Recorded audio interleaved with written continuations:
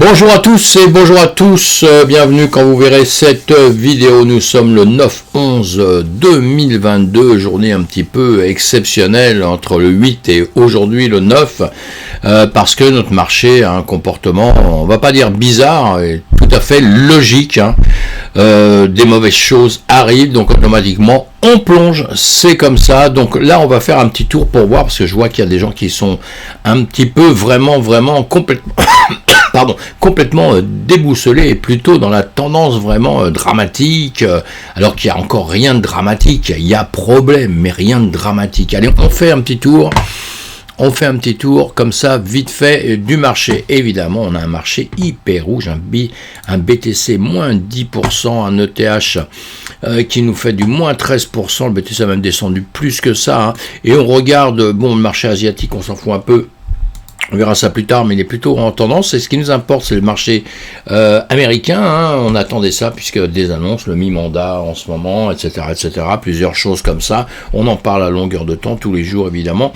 Et on voit qu'on a plutôt un marché très, très rouge, qui était en hésitation et qui est rouge. Donc ça, c'est pas bon. Le S&P 500, là, on voit en une heure de temps, puisque les marchés à cette heure-ci sont ouverts là-bas. On a, malheureusement, ce qu'on devait craindre. On pensait qu'il était dans le nuage, qu'il allait faire un petit demi-tour, peut-être remonter un peu remonter en une heure, mais non, malheureusement, il est tombé. On doit prendre tout ça en ligne de compte, même si sur ma vidéo, je vous dis, le Bitcoin, enfin, décorrélé. Voilà, mais je mets en dessous, mais noyé, malheureusement. Décorrélé, c'est ce qu'on attend depuis longtemps, mais encore une fois, je l'ai dit, je le répète, nous, ce qu'on voulait, c'est qu'il soit décorrélé, mais qui part comme une fusée vers le nord, pas vers le sud. Il a rien compris, là. Il est parti dans l'inverse de ce qu'il fallait faire. Alors déjà, si on a un marché, c'est vrai que si on a un marché américain qui repart à la tendance baissière, avec des news qui lui plaisent pas, etc., mais ça, on va voir ça au fil du temps. On réagit au fur et à mesure. Et qu'en plus de ça, on a un marché, on l'a compris, on a un marché du Bitcoin actuellement qui souffre. Pourquoi? Le FTT de chez FTX, on l'a compris, qui a fait des grosses erreurs, donc qui d'un seul coup manque de liquidité, se retrouve dans le rouge, se retrouve à plomber tout le monde et peut-être racheté par Binance, ce qui va peut-être arranger la chose. Peut-être que Binance va le racheter, on va voir, parce que pour l'instant il y a des supputations, comme on dit. Il a dit qu'il rachetait, mais sous conditions, etc. Donc quand ça va se faire, ces jours-ci, on va suivre tout ça de très près, parce que voilà comment il va le faire, et comment il va se servir d'FTX. Alors donc le monde n'est pas, c'est pas si catastrophique que ça. On n'est pas, j'allais dire au bord de la faillite. Si, pour certaines entreprises, c'est même pas le bord. Ils ont mis le pied dedans, ils sont dans le gouffre. Mais nous, dans l'ensemble, on va tenir le moral. On va essayer de voir un petit peu comment ça va se passer. Au fur et à mesure, on voit ça sur les graphiques tout de suite. Déjà, c'est pas mal. Moi, j'adore les graphiques, vous l'avez compris. Allez, les entreprises européennes, on l'a vu, je le revois très très vite aujourd'hui. Boum, le DAX, il plonge depuis pas mal de temps. On est en 5 minutes. Alors attendez, on va se mettre en une heure. Mais en une heure, voilà, il montait, il a replongé en une heure. On a 3 heures qui plonge. Et pour le 440, pareil, en une heure. Alors lui, il réfléchit plutôt. Il est plutôt sage, il est plutôt en train de réfléchir en ce moment. Allez, on s'attarde pas là-dessus, puisque c'est pas là-dessus qu'on doit bosser pour l'instant. Moi, je bosse sur les deux marchés, évidemment. Le BTC, 16 643. Bon, je vais pas pleurer, parce qu'à mon âge, on pleure pas quand même pour j'allais dire pour n'importe quoi. Non, c'est pas n'importe quoi, c'est difficile. Et le TH, 1161, mes amis. 1161. Vous voyez, je pouvais pas m'empêcher de faire une vidéo actuellement. Là, c'est ma manière de communiquer et de dire aussi un peu ma fureur un peu sur tout ça, évidemment, vous l'avez compris. Mais on n'oublie pas une chose quand même. Il faut toujours chercher un côté positif. Soyez toujours positif. Zone de rechargement, pour ceux qui savent, attention. Zone de rechargement. Et encore une fois, de tout ça, on va tirer des leçons. On met pas tout son prix qu'en une fois sur quelque chose. On garde toujours des cartouches un petit peu à côté, au cas où il arriverait quelque chose. C'est tout à fait ça. Et toutes les entreprises devraient faire ça. Même les entreprises de notre ami Sam. Et allez, on avance un petit peu. Je vais pas dire des grosses bêtises.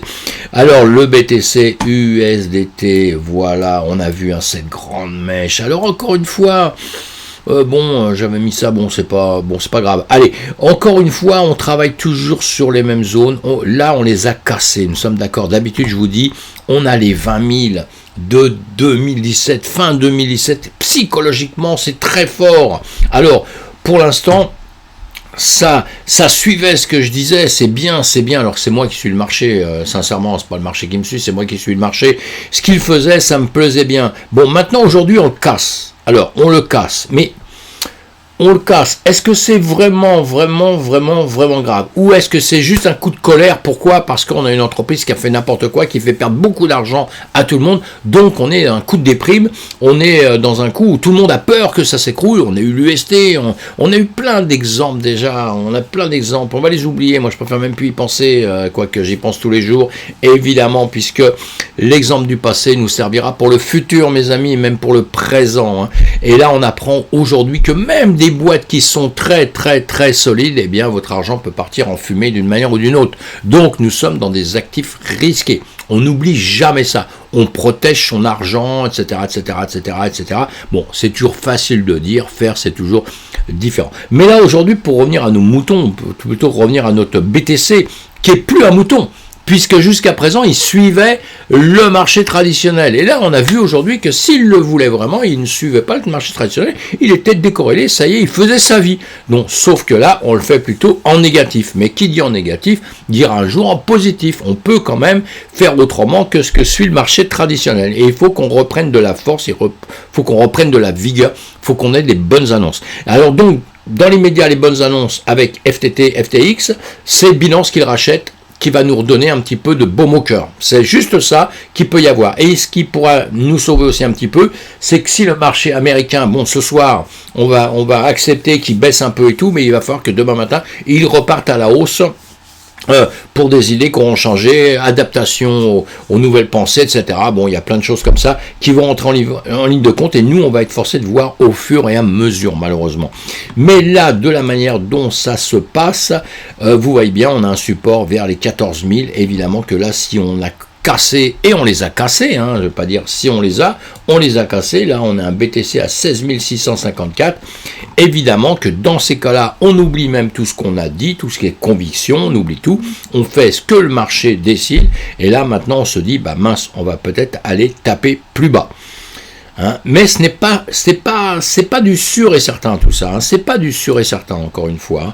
Allez, on va regarder le BTC puisque je fais une vidéo vraiment que pour le BTC, donc on va pas regarder autre chose. Je laisse ce que je vous ai mis il y a quelques temps, en patience, parce qu'on retournera aux 25 000. Évidemment qu'on retournera aux 25 000. Ça fait même aucun doute quand, ça on ne sait pas. Et là on voit, on a cette grosse bougie en semaine là du coup, et en journée là qui nous fait mal évidemment. Et tout ça pour des entreprises qui ne se comportent pas très bien, qui nous cachent des choses, etc. Et tout ça, on le découvre au fur et à mesure. Et encore une fois, nous ne sommes jamais à l'abri de quelque chose. Maintenant, on l'a bien compris. Tous ceux qui me suivent depuis X temps, je vous dis tout le temps, protégez-vous, faites attention, etc. Mais ça, c'est facile. Parfois, on est complètement démunis parce qu'il arrive quelque chose comme ça. Ça part très vite. Ça part très vite. Et voilà. Et donc, c'est le gros problème qu'on va avoir en ce moment.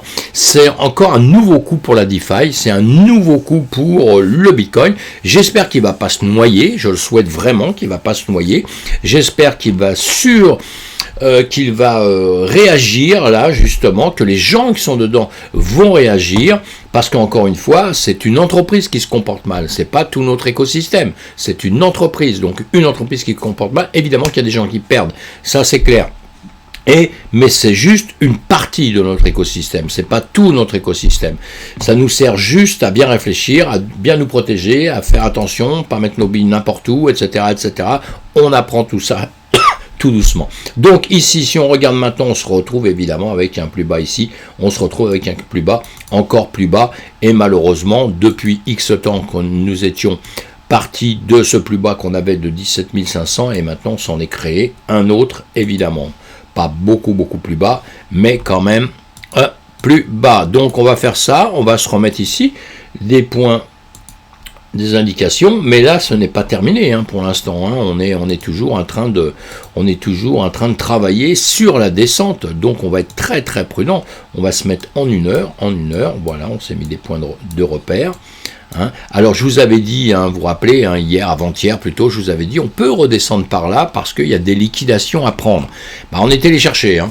Ah, mais là, le travail, je pense que le travail ne s'est pas fait avec des gens qui font en sorte que les marchés bougent, c'est-à-dire qu'ils mettent des gros volumes pour les retirer après, etc. Le marché bouge dans un sens ou dans un autre. C'est le travail des traders, tout ça, c'est le travail des grosses compagnies qui font ça. Là, le marché, malheureusement, je pense qu'il s'est fait simplement parce que la peur de tout le monde, la vente. Donc, on va voir jusqu'à quel point les gens vont avoir peur. Vous avez vu que la peur sur quelque chose, ça peut nous entraîner, comme le FTT, on l'a compris, jusqu'à zéro, quoi. Enfin, là, il est descendu, il est pas à zéro, mais c'est terrible, les pourcentages qui sont dramatiques, hein, sur des pertes comme ça. Hein. Donc, maintenant, on a bien compris ce système-là. Et on va faire avec. Donc on va surveiller ce qui s'est passé là. Encore une fois, les liquidations, on est tranquille. Donc comme déjà, peut-être on a liquidé tout ce qu'il y avait à liquider à un certain moment, il y en a qui sont contents, il y en a qui sont mécontents, etc. Peut-être que là, maintenant, on va réfléchir un petit peu et que le marché va peut-être réfléchir un peu et repartir. Je vous dis, il va falloir digérer, je pense, une journée, 2 journées. Il faut digérer une journée, 2 journées. On peut regarder tout ce qu'on veut, hein, tous les indicateurs du monde, on peut regarder tout ce qu'on veut. Il va falloir digérer justement ce qu'on vient d'avoir, ce qu'on vient d'entendre. Hein. Et là, je vais vous mettre les... Mince, excusez-moi, ça va arriver dans 2 secondes. Hein. Évidemment, les Shimoku, quand on regarde les Shimoku, là, bon, ça fait peur. Hein. En 1 heure de temps, on a le nuage qui continue à descendre, la SSA qui continue à descendre, la SSB aussi. Hein. La lagging span, évidemment, qu'elle s'en donne à cœur joie vers le sud. Les prix s'en donnent à cœur joie vers le sud. On a la Tenkan qui descend, les prix qui le longent, évidemment. Et voilà. Hein. Et la Kijun aussi qui est vers le sud. On a tous les indicateurs pour aller vers le sud, hein, évidemment. Hein. Donc, on ne peut pas se réjouir, on ne peut pas dire que c'est extraordinaire.